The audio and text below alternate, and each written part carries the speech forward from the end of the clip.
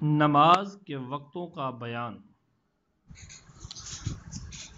اللہ تبارک و تعالیٰ قرآن کریم فرقان حمید میں ارشاد فرماتا ہے، ان الصلاۃ کانت علی المؤمنین کتابا موقوتا، بے شک نماز ایمان والوں پر فرض ہے وقت باندھا ہوا۔ اور فرماتا ہے، فسبحان اللہ حین تمسون وحین تصبحون وَلَهُ الْحَمْدُ فِي السَّمَاوَاتِ وَالْأَرْضِ وَعَشِيًّا وَحِينَ تُظْهِرُونَ۔ اللہ کی تسبیح کرو جس وقت تمہیں شام ہو، نماز مغرب و عشاء، اور جس وقت صبح ہو، نماز فجر، اور اسی کی حمد ہے آسمانوں اور زمین میں، اور پچھلے پہر کو نماز عصر، اور جب تمہیں دن ڈھلے نماز ظہر۔ نمازوں کے اوقات کے بارے میں احادیث مبارکہ ہیں۔ نمبر 1، حاکم نے ابن عباس رضی اللہ تعالی عنہما سے روایت کی کہ نبی کریم صلی اللہ علیہ وآلہ وسلم نے ارشاد فرمایا، فجر دو ہیں، ایک وہ جس میں کھانا حرام یعنی روزہ دار کے لیے، اور نماز حلال، دوسری وہ کہ اس میں نماز فجر حرام اور کھانا حلال۔ نمبر 2، نسائی ابو ہریرہ رضی اللہ تعالیٰ عنہ سے راوی کے فرماتے ہیں کہ جس شخص نے فجر کی ایک رکعت قبل طلوع آفتاب پا لی تو اس نے نماز پا لی، اس پر فرض ہو گئی، اور جسے ایک رکعت عصر کی قبل غروب آفتاب مل گئی اس نے نماز پا لی، یعنی اس کی نماز ہو گئی۔ یہاں دونوں جگہ رکعت سے تکبیر تحریمہ مراد لی جائے گی، یعنی عصر کی نیت باندھ لی، تکبیر تحریمہ کہہ لی،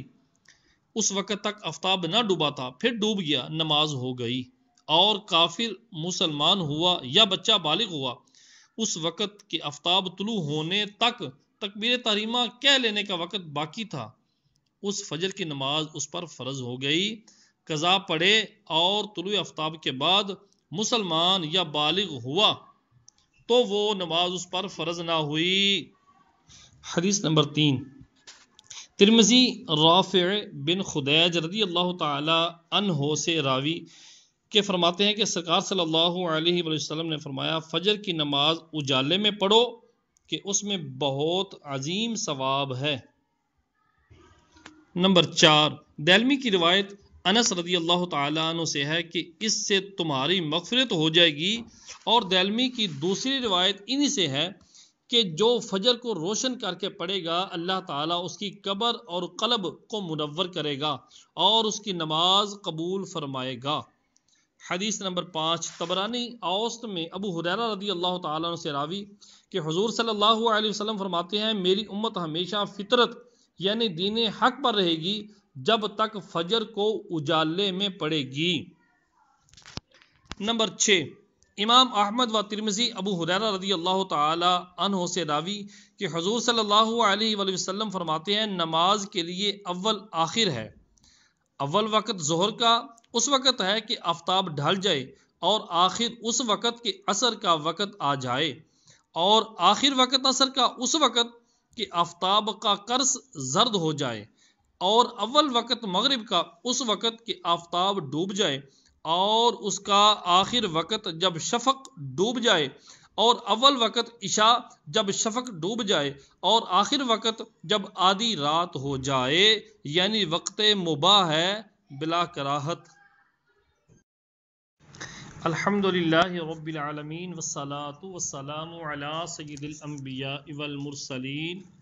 اما بعد فاعوذ باللہ من الشیطان الرجیم، بسم اللہ الرحمن الرحیم۔ حدیث نمبر 7، بخاری و مسلم میں ابو ہریرہ رضی اللہ تعالی عنہ سے راوی فرماتے ہیں کہ فرمایا رسول اللہ صلی اللہ تعالی علیہ وآلہ وسلم نے، ظہر کو ٹھنڈا کر کے پڑھو کہ سخت گرمی جہنم کے جوش سے ہے۔ دوزخ نے اپنے رب کے پاس شکایت کی کہ میرے بعض اجزاء بعض کو کھائے لیتے ہیں۔ اسے 2 مرتبہ سانس کی اجازت ہوئی، ایک جاڑے میں سردیوں میں اور ایک گرمی میں۔ حدیث نمبر 8 صحیح بخاری شریف باب الاذان للمسافرین میں ہے، ابو ذر رضی اللہ تعالی عنہ کہتے ہیں ہم رسول اللہ صلی اللہ تعالی علیہ وآلہ وسلم کے ساتھ ایک سفر میں تھے، مؤذن نے اذان کہنی چاہی تھی، فرمایا ٹھنڈا کر، پھر قصد کیا، فرمایا ٹھنڈا کر، پھر ارادہ کیا، فرمایا ٹھنڈا کر یہاں تک کہ سایہ ٹیلوں کے برابر ہو گیا۔ حدیث نمبر 9 اور 10 امام احمد و ابو داود، ابو ایوب و عقبہ بن عامر رضی اللہ تعالی عنہما سے راوی کہ فرماتے ہیں رسول اللہ صلی اللہ تعالی علیہ وآلہ وسلم نے فرمایا میری امت ہمیشہ فطرت پر رہے گی جب تک مغرب میں اتنی تاخیر نہ کرے کہ ستارے گتھ جائیں۔ نمبر 11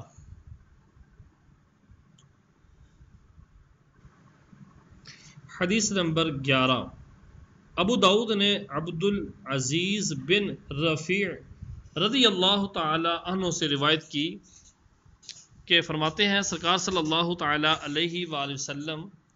دن کی نماز عصر ابر کے دن میں جلدی پڑھو اور مغرب میں تاخیر کرو۔ حدیث نمبر 12 امام احمد ابو ہریرہ رضی اللہ تعالی عنہ سے راوی کہ فرماتے ہیں سرکار صلی اللہ تعالی علیہ وآلہ وسلم اگر یہ بات نہ ہوتی کہ میری امت پر مشقت ہو جائے گی تو میں ان کو حکم فرما دیتا کہ ہر وضو کے ساتھ مسواک کریں اور عشاء کی نماز تہائی یا آدھی رات تک مؤخر کر دیتا کہ رب تبارک و تعالی آسمان پر خاص تجلی رحمت فرماتا ہے اور صبح تک فرماتا رہتا ہے کہ ہے کوئی سائل کہ اسے دوں، ہے کوئی مغفرت چاہنے والا کہ اس کی مغفرت کروں، ہے کوئی دعا کرنے والا کہ قبول کروں۔ نمبر 13 طبرانی اوس میں ابو ہریرہ رضی اللہ تعالی عنہ سے راوی کہ فرماتے ہیں سرکار صلی اللہ تعالی علیہ وآلہ وسلم جب فجر طلوع کر آئے تو کوئی نفل نماز نہیں سوائے 2 رکعت فجر کے، سنت فجر کے۔ حدیث نمبر 14 بخاری و مسلم میں ابو سعید خدری رضی اللہ تعالی عنہ سے مروی کہ فرماتے ہیں سرکار صلی اللہ تعالی علیہ وآلہ وسلم بعد صبح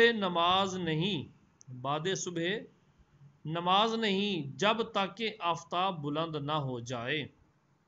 اور عصر کے بعد نماز نہیں یہاں تک کہ غروب ہو جائے۔ حدیث نمبر 14 بخاری و مسلم میں ابو سعید خدری رضی اللہ تعالی عنہ سے مروی کہ فرماتے ہیں سرکار صلی اللہ تعالی علیہ وسلم صبح کے بعد جب تک آفتاب بلند نہ ہو جائے اور عصر کے بعد نماز نہیں یہاں تک کہ غروب آفتاب ہو جائے۔ نمبر 15 صحیحین میں عبداللہ سانجی رضی اللہ تعالی عنہ سے مروی ہے، فرماتے ہیں رسول اللہ صلی اللہ تعالی علیہ وآلہ وسلم نے فرمایا آفتاب شیطان کے سینگ کے ساتھ طلوع ہوتا ہے، جب بلند ہو جاتا ہے تو جدا ہو جاتا ہے، پھر جب سر کی سیدھ پر آتا ہے تو شیطان اس سے قریب ہو جاتا ہے، جب ڈھل جاتا ہے تو ہٹ جاتا ہے، پھر جب غروب ہونا چاہتا ہے شیطان اس سے قریب ہو جاتا ہے، جب ڈوب جاتا ہے جدا ہو جاتا ہے۔ تو ان 3 وقتوں میں نماز نہ پڑھو۔ مسائل فقہی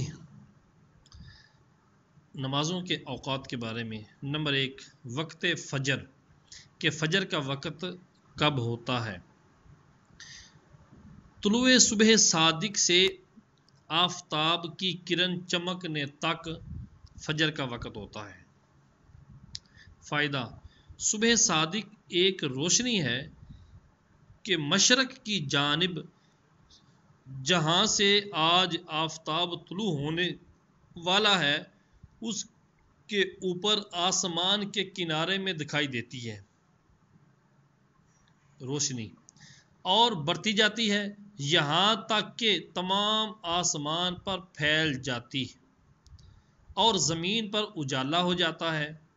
اور اس سے قبل بیچ آسمان میں ایک دراز سفیدی ظاہر ہوتی ہے جس کے نیچے سارا افق سیاہ ہو جاتا ہے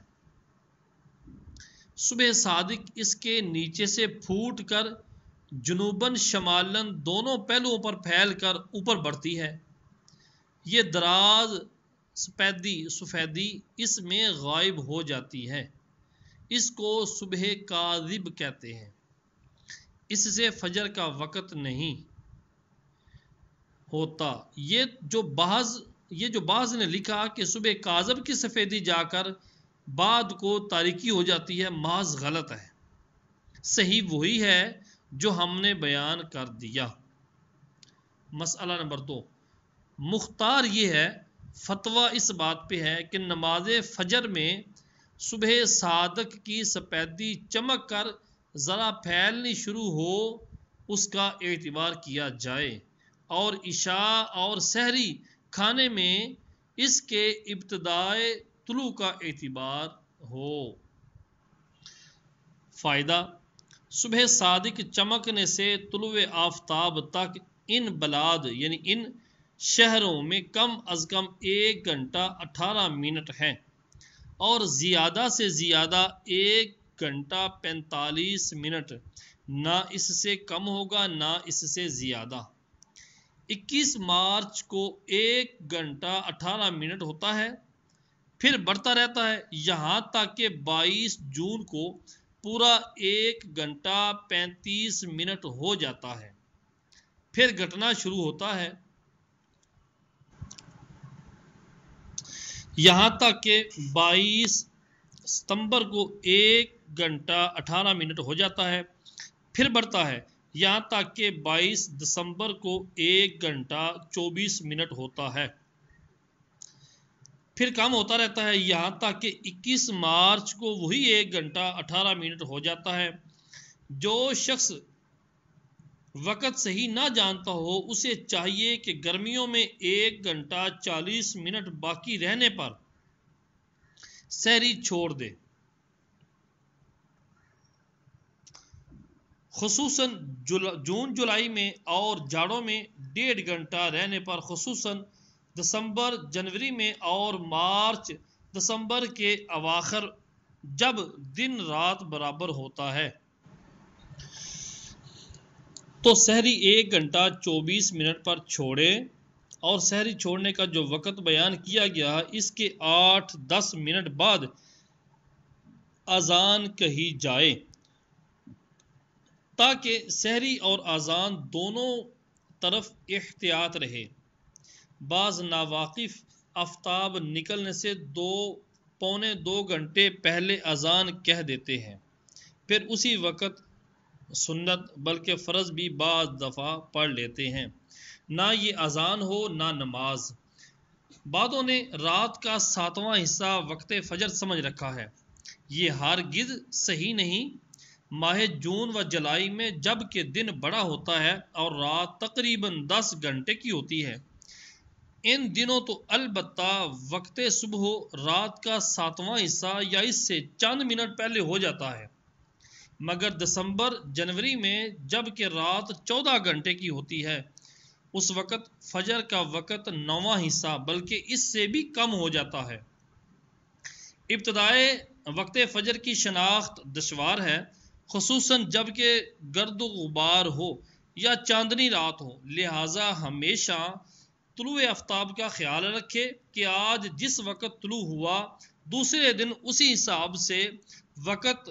متذکرہ بالا یعنی جو اوپر وقت ذکر کیا گیا ہے اس کے اندر اذان و نماز فجر ادا کی جائے جمعہ اور ظہر کا وقت سورج ڈھلنے سے اس وقت تک ہے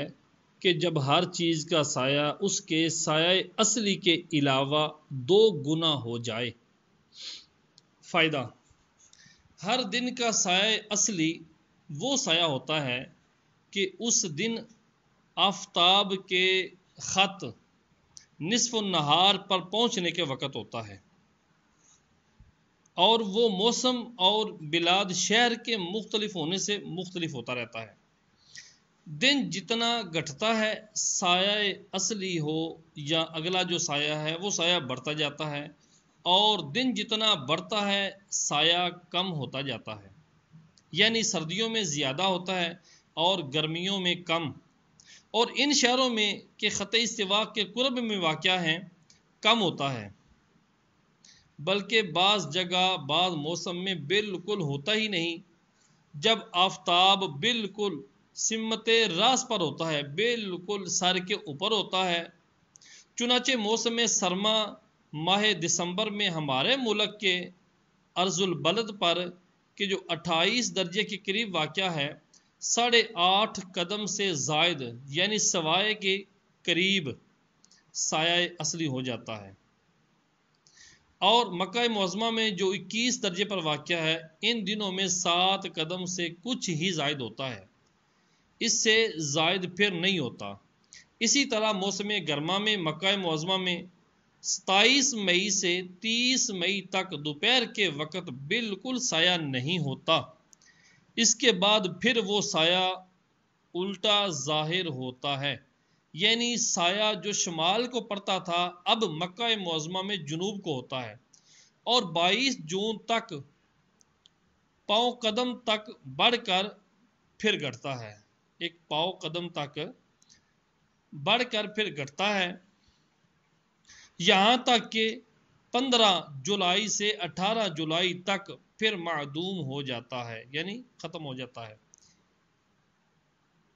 اس کے بعد پھر شمال کی طرف ظاہر ہوتا ہے، اور ہمارے ملک میں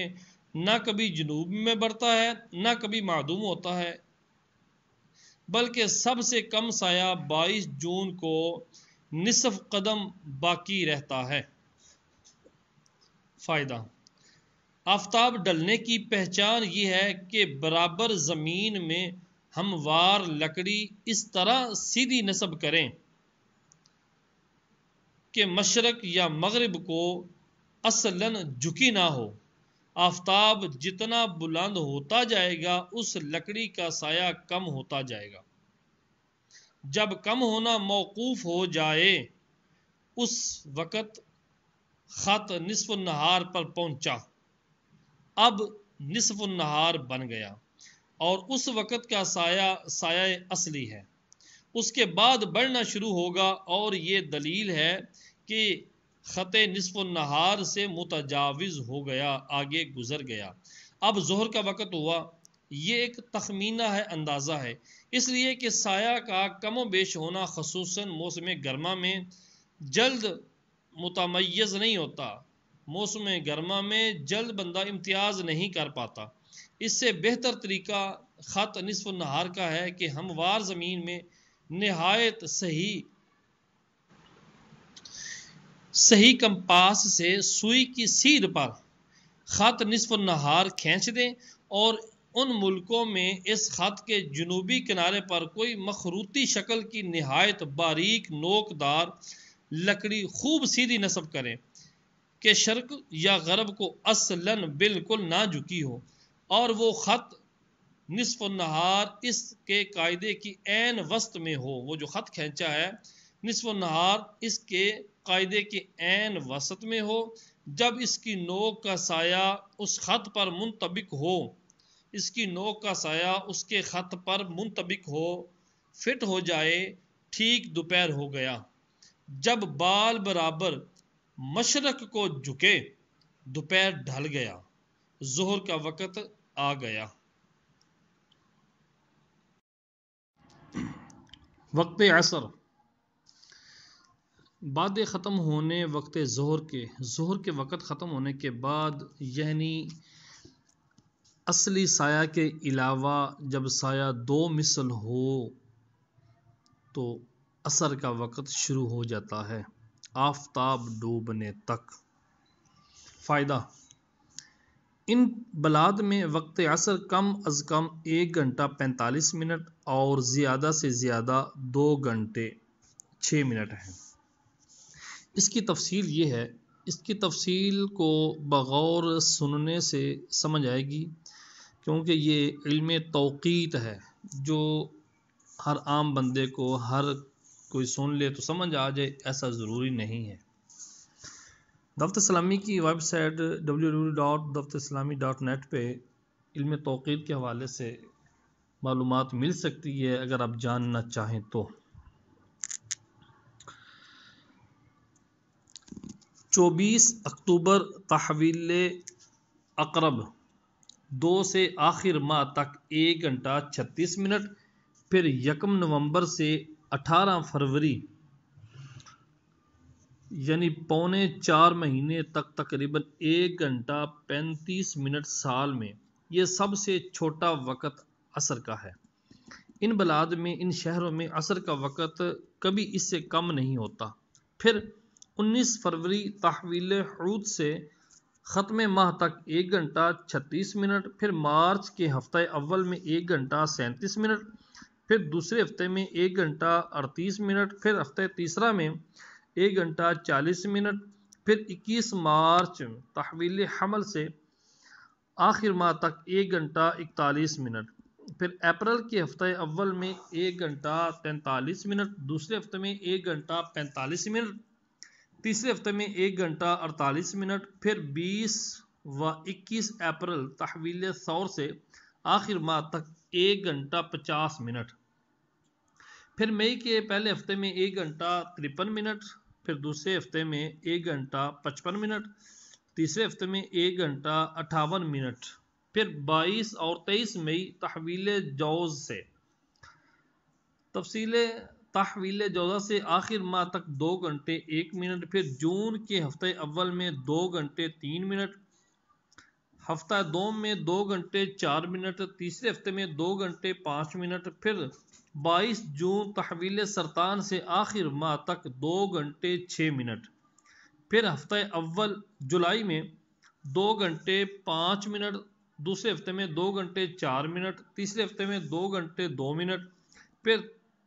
23 جولائی تحویل اسد کو 2 گھنٹے 1 منٹ، اس کے بعد سے آخر ماہ تک 2 گھنٹے، پھر اگست کے پہلے ہفتے میں 1 گھنٹہ 58 منٹ، دوسرے ہفتے میں 1 گھنٹہ 55 منٹ، تیسرے ہفتے میں 1 گھنٹہ 51 منٹ، پھر 23-24 اگست تحویل سنبلہ کو 1 گھنٹہ 50 منٹ، پھر اس کے بعد سے آخر ماہ تک 1 گھنٹہ 48 منٹ، پھر ہفتہ اول میں ستمبر میں 1 گھنٹہ 40 منٹ، دوسرے ہفتے میں 1 گھنٹہ 44 منٹ، تیسرے ہفتہ میں 1 گھنٹہ 42 منٹ، پھر 23-24 ستمبر تحویل میزان یعنی ہفتہ اول ستمبر میں 1 گھنٹہ 46 منٹ، دوسرے ہفتے میں 1 گھنٹہ 44 منٹ، تیسرے ہفتے میں 1 گھنٹہ 42 منٹ، پھر 23-24 ستمبر تحویل میزان میں 1 گھنٹہ 41 منٹ۔ یہ 2 لائنیں 2 دفعہ میں نے عرض کر دی ہیں، ذرا توجہ سے سماعت فرمائیں۔ پھر اس کے بعد آخر ماہ تک 1 گھنٹہ 40 منٹ، پھر ہفتہ اول اکتوبر میں 1 گھنٹہ 39 منٹ، ہفتہ دوسرا میں 1 گھنٹہ 38 منٹ، ہفتہ سوم میں 23 اکتوبر تک 1 گھنٹہ 37 منٹ غروب آفتاب سے پہلے وقت عصر شروع ہوتا ہے۔ یہ جو فائدہ عرض کیا ہے، اس کو اگر 2-4 دفعہ سن لے اچھی طرح تو سمجھ میں آ جاتا ہے کہ غروب آفتاب سے پہلے کتنا ٹائم ہوتا ہے، کب وقت عصر شروع ہوتا ہے۔ تو وقت عصر کے لیے کتنا ٹائم ہوتا ہے، کئی جگہ پہ 2 گھنٹے ہیں، کئی جگہ 2 گھنٹے 5 منٹ ہے، 2 گھنٹے 10 منٹ ہے، 1 گھنٹہ ہے، کچھ منٹ ہے، اس طرح کر کے یہ وقت عصر کا دورانیہ ہے۔ وقت مغرب، غروب آفتاب سے غروب شفق تک۔ مسئلہ نمبر 3، یہ 2 اسباق کے اندر یہ شفق کا لفظ گزرا ہے۔ شفق سے مراد ہمارے مذہب میں اس سفیدی کا نام ہے، اس سفیدی کا نام ہے جو جانب مغرب میں سرخی ڈوبنے کے بعد جنوباً شمالاً صبح صادق کی طرح پھیلی ہوئی رہتی ہے، اس کو کہتے ہیں شفق۔ اور یہ وقت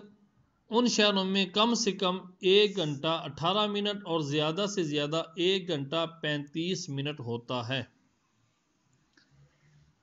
فتاوی رضویہ مفتی محمد امجد علی اعظمی رحمۃ اللہ تعالی علیہ فتاوی رضویہ کے حوالے دے کر فرماتے ہیں کہ فقیہ نے بھی بکثرت اس کا تجربہ کیا ہے۔ فائدہ: ہر روز کے صبح اور مغرب دونوں کے وقت برابر ہوتے ہیں۔ وقت عشاء و وتر: غروب سپیدی مذکورہ سے، یہ مذکور جو اوپر ذکر کی ہے شفق سپیدی، غروب سپیدی سے طلوع فجر تک ہے۔ وقت عشاء اور وتر جو ہے، عشاء اور وتر کا وقت سپیدی کے غروب ہونے سے لے کر طلوع فجر کے ہونے تک ہے۔ اس جنوباً شمالاً پھیلی ہوئی سپیدی کے بعد جو سپیدی شرقاً غرباً طویل باقی رہتی ہے وہ تھی جنوباً شمالاً۔ یہ فرما رہے ہیں اس جنوباً شمالاً پھیلی ہوئی سپیدی کے بعد جو سپیدی دوبارہ جو سفیدی شرقاً غرباً طویل باقی رہتی ہے اس کا کچھ اعتبار نہیں، وہ جانب شرق میں یعنی مشرق میں صبح کاذب کی مثل ہے۔ جی نمبر 4، اگرچہ عشاء و وتر کا وقت ایک ہے مگر باہم ان میں ترتیب فرض ہے کہ عشاء سے پہلے وتر کی نماز پڑھ لی تو ہوگی ہی نہیں، البتہ بھول کر اگر وتر پہلے پڑھ لیے یا بعد کو معلوم ہوا کہ عشاء کی نماز بے وضو پڑھی تھی اور وتر وضو کے ساتھ تو وتر ہو گئے۔ نمبر 5، جن شہروں میں عشاء کا وقت آتا ہی نہیں کہ شفق ڈوبتے ہی یا ڈوبنے سے پہلے فجر طلوع کر آتی ہے، جیسے بلغار و لندن کے ان جگہوں میں ہر سال 40 راتیں ایسی ہوتی ہیں کہ عشاء کا وقت آتا ہی نہیں، اور بعض دنوں میں سینکڑوں اور منٹوں کے لیے ہوتا ہے، تو وہاں والوں کو چاہیے کہ ان دنوں کی عشاء و وتر کی قضا پڑھیں۔ یہاں تک نمازوں کے اوقات کو بیان کیا جا رہا تھا۔ اب یہاں سے آگے صاحب بہار شریعت اوقات مستحبہ بیان کرنے لگے ہیں۔ جی اوقات مستحبہ صفحہ نمبر 451۔ فجر میں تاخیر مستحب ہے، یعنی اسفار میں، اسفار بمانا یعنی خوب اجالا جب ہو جائے یعنی زمین روشن ہو جائے تو فجر نماز ادا کرنا مستحب ہے۔ شروع کرے مگر ایسا وقت ہونا مستحب ہے کہ 40 سے 60 آیتیں تک ترتیل کے ساتھ پڑھ سکے، پھر سلام پھیرنے کے بعد اتنا وقت باقی رہے کہ اگر نماز میں فساد ظاہر ہو تو طہارت کر کے ترتیل کے ساتھ 40 سے 60 آیتیں دوبارہ پڑھ سکے۔ اور اتنی تاخیر مکروہ ہے کہ طلوع آفتاب کا شک ہو جائے۔ نمبر 6، حاجیوں کے لیے مزدلفہ میں نہایت اول وقت فجر پڑھنا مستحب ہے۔ نمبر 7، عورتوں کے لیے ہمیشہ فجر کی نماز غلس یعنی اول وقت میں پڑھنا مستحب ہے، اور باقی نمازوں میں بہتر یہ ہے کہ مردوں کی جماعت کا انتظار کریں، جب جماعت ہو چکے تو پڑھیں۔ نمبر 8، جاڑوں کی ظہر میں جلدی مستحب ہے، یعنی سردیوں کی جو نماز ظہر ہے اس میں جلدی کرنا مستحب ہے۔ گرمیوں کے دنوں میں تاخیر مستحب ہے، خواہ تنہا پڑے یا جماعت کے ساتھ۔ ہاں گرمیوں میں ظہر کی جماعت اول وقت میں ہوتی ہو تو مستحب وقت کے لیے جماعت کا ترک کرنا جائز نہیں۔ موسم ربیع جاڑوں کے حکم میں ہے اور خریف گرمیوں کے حکم میں ہے۔ نمبر 9، جمعہ کا وقت مستحب وہی ہے جو ظہر کے لیے ہے۔ نمبر 10، عصر کی نماز میں ہمیشہ تاخیر مستحب ہے، مگر اتنی تاخیر نہیں کہ خود قرص آفتاب میں یعنی قرص آفتاب میں زردی آ جائے۔ وہ جو آفتاب کی جو ٹکیا ہے، سورج کی جو ٹکیا ہے، اس میں زردی آ جائے، اتنی تاخیر نہیں۔ قرص آفتاب میں زردی آ جائے مطلب یہ کہ بغیر تکلف کے بے غبار و بخار نگاہ قائم ہونے لگے، یعنی اگر دیکھے تو بالکل بلا جھجک دیکھ سکے، آنکھیں نہ جھپکے، تو اس وقت زردی آ چکی ہوتی ہے۔ اتنی تاخیر کرنا عصر میں جائز نہیں، دھوپ کی زردی کا اعتبار نہیں۔ نمبر 11، بہتر یہ ہے کہ ظہر مثل اول میں پڑھیں اور عصر مثل ثانی کے بعد۔ نمبر 12، تجربے سے یہ بات ثابت ہوئی کہ قرص آفتاب میں یہ زردی اس وقت آ جاتی ہے جب غروب میں 20 منٹ باقی رہتے ہیں، تو اسی قدر وقت کراہت ہے۔ یوں ہی بعد طلوع 20 منٹ کے بعد جواز نماز کا وقت ہو جاتا ہے، یعنی طلوع آفتاب صبح جو ٹائم ہے، جب سورج طلوع ہو جائے تو اس کے 20 منٹ بعد نماز عشاء کو چاشت ہو یا دیگر نوافل ہو، اس کے بعد پڑھے جا سکتے ہیں۔ نمبر 13، تاخیر سے مراد یہ ہے کہ وقت مستحب کے 2 حصے کیے جائیں، پچھلے حصے میں ادا کریں۔ نمبر 14، عصر کی نماز وقت مستحب میں شروع کی تھی مگر اتنا طویل کر دی نماز کہ وقت مکروہ آ گیا، تو اس میں کراہت نہیں۔ نمبر 15، روزے ابر کے سوا جس دن بادل بنے ہوئے ہوں، روزے ابر کے سوا علاوہ مغرب میں ہمیشہ تعجیل مستحب ہے، جلدی کرنا مستحب ہے، اور 2 رکعت سے زائد کی تاخیر مکروہ تنزیہی، اور اگر بغیر عذر سفر و مرض وغیرہ اتنی تاخیر کی، یعنی کوئی عذر نہیں، نہ سفر کا نہ مرض کا، تو اتنی تاخیر کی کہ ستارے گتھ گئے تو مکروہ تحریمی ہے۔ ستارے بالکل واضح نظر آنے لگیں تو مکروہ تحریمی ہے۔ نمبر 16، عشاء میں تہائی رات تک تاخیر مستحب ہے اور آدھی رات تک تاخیر مباح، یعنی جب کہ آدھی رات ہونے سے پہلے فرض پڑ چکے اور اتنی تاخیر کہ رات ڈھل گئی تو مکروہ ہے، کہ باعث تقلیل جماعت ہے، یعنی جماعت کم کرنے کا سبب بن جاتی ہے۔ اتنی تاخیر اگر عشاء کی نماز کریں گے تو وہی جماعت جو اگر پہلے پڑھتے تو اکثریت ہونی تھی، لیکن لیٹ کرنے کی وجہ سے جماعت میں کمی آ گئی، اس وجہ سے مکروہ ہے۔ نمبر 17، نماز عشاء سے پہلے سونا اور بعد نماز عشاء دنیا کی باتیں کرنا، قصے کہانی کہنا، سنانا مکروہ ہے۔ ضروری باتیں اور تلاوت قرآن مجید اور ذکر اور دینی مسائل اور صالحین کے قصے اور مہمان سے بات چیت کرنے میں حرج نہیں۔ یوں ہی طلوع فجر سے طلوع آفتاب تک ذکر الہی کے سوا ہر بات مکروہ ہے۔ نمبر 18، جو شخص جاگنے پر اعتماد رکھتا ہو، یقین رکھتا ہو کہ مجھے جاگ آ جائے گی، میں جاگ سکتا ہوں، اس کو آخر رات میں وتر پڑھنا مستحب ہے، ورنہ سونے سے قبل پڑھ لے۔ پھر اگر پچھلے پہر کو آنکھ کھلی تو تہجد پڑھے، وتر کا اعادہ جائز نہیں۔ نمبر 19،